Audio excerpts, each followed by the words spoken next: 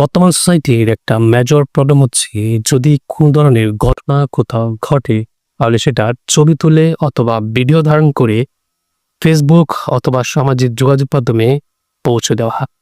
মানে এক কথায় আপনি বলতে পারেন, সাহায্য করাটা যতটা জরুরি এর চেয়েও যেন বেশি জরুরি হয়ে ওঠে ভিডিও ধারণ, ছবি ধারণ।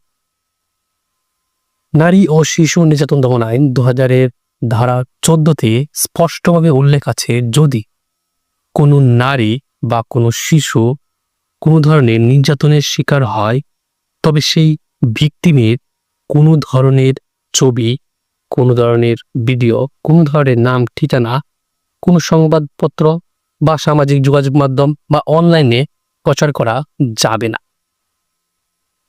আমাদের সোসাইটিতে এখন এমন একটা পর্যায়ে আমরা পৌঁছেছি যে আমরা সাহায্যের বদলে যেন ছবি, ভিডিও ধারণ করতেই সে আনন্দ উপভোগ করি।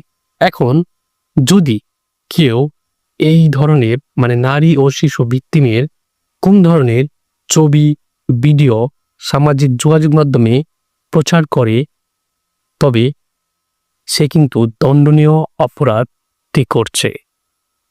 এক্ষেত্রে যদি ভিকটিমের ছবি প্রকাশ করা হয় বা ভিডিও অনলাইন মাধ্যমে পাওয়া যায়, তবে যে এই অপরাধের সঙ্গে জড়িত থাকবে বা যারা জড়িত থাকবে প্রত্যেকেই 2 বছরের কারাদণ্ড বা 1 লক্ষ টাকা অনূর্ধ্ব অর্থদণ্ড বা উভয় দণ্ডে দণ্ডনীয় হবে।